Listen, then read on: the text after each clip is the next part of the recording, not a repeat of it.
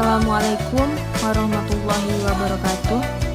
Perkenalkan, nama saya Putri Janisa Putrima, NPM 1975101152. Mata kuliah Sosiologi Perilaku Menyimpang.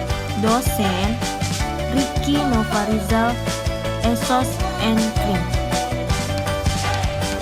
Pada kesempatan kali ini, di mata kuliah Sosiologi Perilaku Menyimpang, saya sedikit menjelaskan tentang teori-teori kriminologi, yaitu teori kontrol sosial.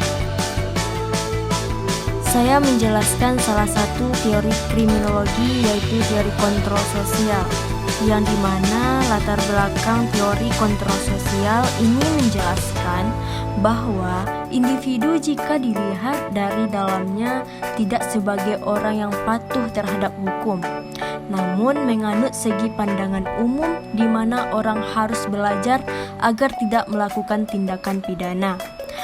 Didasarkan pada bahwa kita semua dilahirkan dengan kecenderungan alami untuk melanggar aturan hukum. Teori kontrol sosial berusaha untuk menjelaskan kenakalan para remaja. Kenakalan di antara para remaja dikatakan sebagai deviasi primer.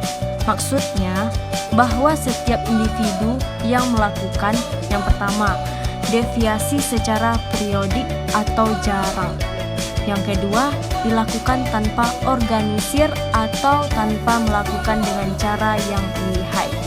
Yang ketiga, si pelaku tidak memandang dirinya sebagai pelanggar.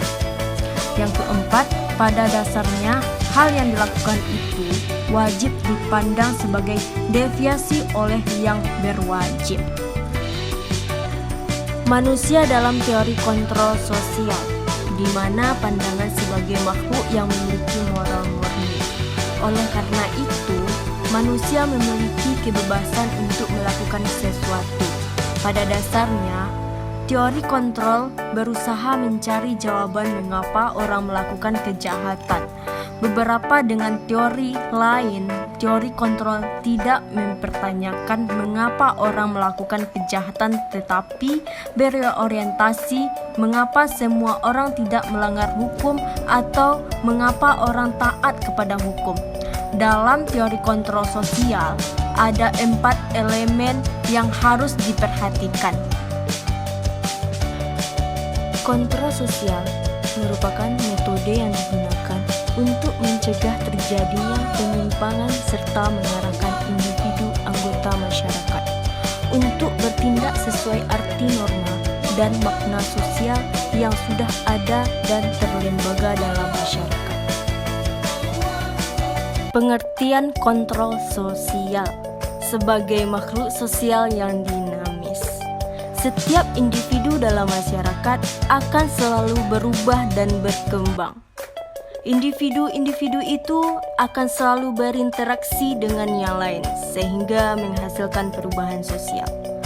Baik itu hasil interaksi yang bersifat kemajuan maupun kemunduran. Perubahan-perubahan tersebut bisa saja mengubah tatanan sosial yang sudah ada sehingga menimbulkan ketidakseimbangan sistem sosial.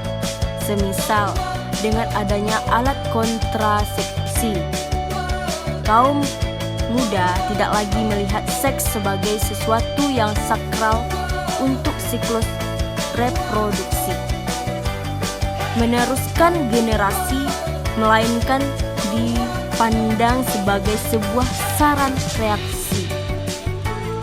Perubahan-perubahan seperti ini jelas mengganggu keseimbangan sosial dalam masyarakat yang menjunjung tinggi norma kesusilaan dan nilai-nilai luhur sebagai perkawinan. Kontrol sosial merupakan tindakan pengawasan yang dilakukan dari satu kelompok kepada kelompok lain guna memberikan arahan terhadap peran-peran individu atau kelompok sebagai bagian dari anggota masyarakat agar tercipta situasi bahkan keadaan kemasyarakatan yang sesuai dengan apa yang diharapkan. Pengertian kontrol sosial menurut para ahli. Untuk mempelajari lebih dalam mengenai hakikat kontrol sosial. Sebaiknya kita memperhatikan terlebih dahulu beberapa definisi kontrol sosial sebagai berikut. Menurut Rusi Johan, kontrol sosial ialah metode atau cara-cara yang digunakan mendorong seseorang agar berperilaku selaras dengan kehendak-kehendak kelompok luas tertentu.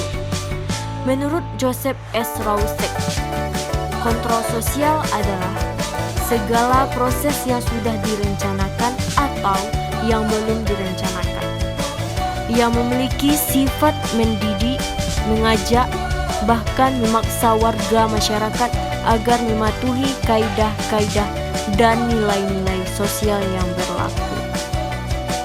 Menurut Peter L. Berger, kontrol sosial ialah sebagai cara atau upaya yang digunakan masyarakat untuk menertibkan anggotanya yang menyimpang. Fungsi kontrol sosial. Fungsi dari adanya kontrol sosial di masyarakat antara lain sebagai berikut: mempertebal keyakinan masyarakat terhadap norma sosial. Proses penanaman keyakinan terhadap norma sosial yang baik sangat diperlakukan dalam rangka keberlangsungan tatanan bermasyarakat. Memberikan imbalan kepada warga yang menaati norma. Reward atau imbalan dalam hal ini biasanya berupa pujian dan penghormatan, hingga pemberian hadiah yang berupa material. Mengembangkan rasa takut. Memiliki perasaan takut akan mengarahkan seseorang untuk tidak melakukan perbuatan yang dinilai mengandung resiko. Mengembangkan rasa malu. Setiap individu atau anggota masyarakat memiliki rasa malu. Akan tetapi dengan ukuran dan kadar yang berbeda-beda antara satu masyarakat dengan masyarakat lain. Menciptakan sistem hukum. Sistem hukum merupakan suatu aturan yang disusun secara resmi dan disertai aturan tentang ganjaran atau sanksi tegas yang harus diterima oleh seseorang yang melakukan penyimpangan atau pelanggaran. Perkembangan awal teori kontrol sosial dipelopori oleh Durkheim pada tahun 1895. Teori ini dapat dikaji dari dua perspektif, yaitu yang pertama perspektif makro atau makrososiologi sel studies menjelajah sistem-sistem format untuk mengontrol kelompok-kelompok. Sistem formal tersebut antara lain seseorang mencerminkan sebagai ragam pandangan tentang kesusilaan. Yang kedua, perspektif mikro atau mikrososiologi sel studies memfokuskan perhatian pada sistem kontrol secara informal. Adapun tokoh penting dalam perspektif ini adalah Travis Hirschi dengan bukunya yang berjudul Cause of Delinquency, Jackson Tobey yang memperkenalkan tentang individual commitment sebagai kekuatan yang sangat menentukan dalam kontrol sosial tingkah laku.